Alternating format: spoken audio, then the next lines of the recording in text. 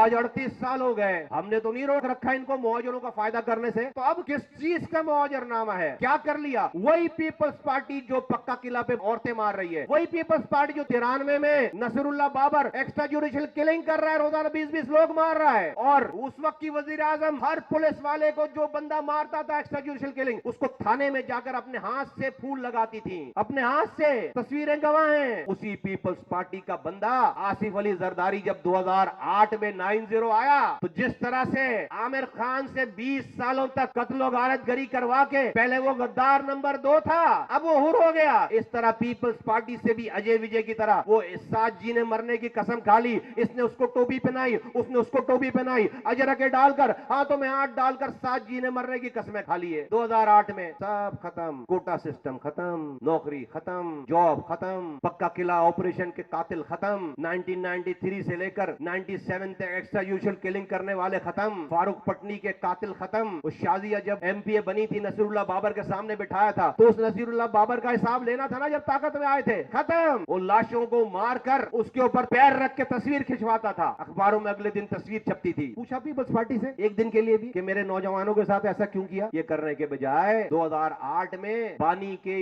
बीवी ने तलाक का मुकदमा दर्ज कर दिया, खुला डॉक्यूमेंट, सारे खराफात लिख दिए उसके अंदर, तलाक के अलावा सारे मसले लिख दिए उसके अंदर। वो पीपल्स पार्टी के 2 वजीरों को देकर बैठ गए, वफाकी रहमान मलिक वजीर दाखिला और वजीर कानून फारूक एशनाई, ये 2 लोग बानी के घर के तलाक के मसले हल करा। इतना मोटा थद्दा जिसको पढ़कर जमीन निकल जाए नीचे से, कारनामे लिखे हुए भाई के। किसने लिखे? बीवी ने। वो किसके हाथ में? जिसके खिलाफ 40 साल पहले पार्टी बनाई, जिससे हक लेना है, जिससे हुकूक लेने हैं, और पूरी कौम ने ये बताया कि हमारी जान एक आदमी के अंदर है। वो हंसता है तो हम हंसते हैं, वो रोता है तो हम रोते हैं, वो दिन को रात कहे तो हम रात कहें, वो रात को दिन कहे तो हम दिन कहें, और उसकी जान रहमान मलिक के हाथ में है, दे दिया। फिर 2012 आ गया, 2010 में इमरान फारूक को मरवा दिया वहां पे, स्कॉटलैंड यार्ड डॉक्यूमेंट ले गई। 2012 में जब बुलाया कि भाई ये तो डॉक्यूमेंट ये सारे वो हैं जिसमें आपके बारे में सबूत है, लिखा हुआ है कि आप 22 सालों से रॉ से इंडिया से पैसे ले रहे हो और कराची में दहशतगर्दी कर रहे हो। ऐ मौजूरो, इंडिया में कैंप इसलिए नहीं बनाए थे कि तुम्हें ये कोई मुल्क बना के देगा अलग, आज सुन लो मुझसे, इसलिए नहीं बनाए थे कि तुम्हें कराची अलग करके देगा। इन नौजवानों को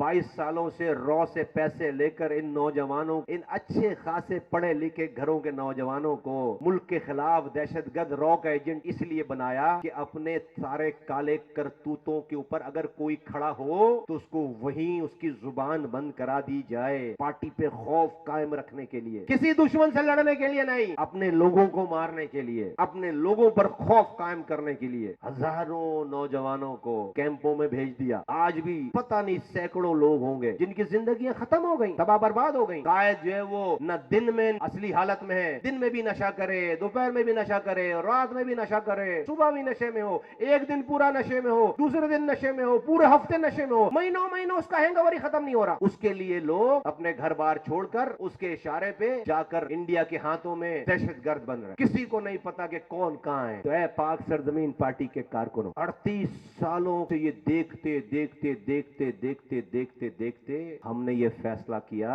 जब हम बड़े हुए इस पार्टी में, और ये होने लगा कि इस शान से इस कौम को नथी कर दिया गया। नथी समझते हो? अटैच कर दिया गया, अटैच, कि ये अगर रात में गाने गा रहा है तो सारी दुनिया समझ रही कि मुहाजिर रात में ऐसी नशे में गाना गाता है। ये अगर किसी को गाली बक रहा है, सारी दुनिया समझती है मुहाजिर उसको गाली बक रहा है। ये पाकिस्तान के सिटिंग आर्मी चीफ को नाम लेकर मुगलिजात बक रहा है, तो पूरी मुहाजिर कौम ऐसा लग रहा है कि आर्मी चीफ को खुदा न खास्ता मुगलिजात बक रही है। ये हो गया थे हालात। तो क्या होने लगा फिर? रात में ये तकरीर करते थे, सुबह नौजवान लापता होना शुरू हो जाते थे, सुबह नौजवान मरना शुरू हो जाते थे, सुबह लाशें मिलना शुरू हो जाती थी, और पूरा पाकिस्तान इस बात पर तैयार था कि कुछ भी करो, इन पर कोई भी दुनिया का इल्जाम लगाओ, सब यकीन करने के लिए तैयार थे, सिर्फ एक आदमी को देखकर, और वो तुम्हारा लंदन में बैठा हुआ लीडर। सिर्फ उसकी हरकतों को देखकर यहाँ पर मुहाजिर हर तरह का जुर्म उसके ऊपर डालो, दुनिया यकीन करती थी।